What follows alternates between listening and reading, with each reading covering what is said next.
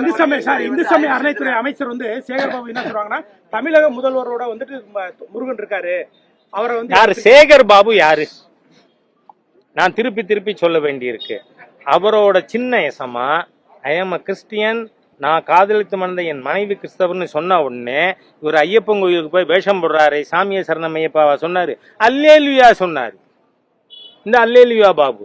அதனால your self is an anti Hindu crypto.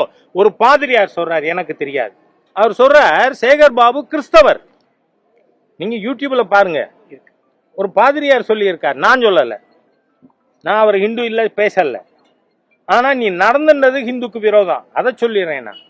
நீ வந்து உன் சின்ன எசமான குஷிப்படுத்துறதுக்கு வந்து அல்லேலுயா சொல்லிப்பீரு.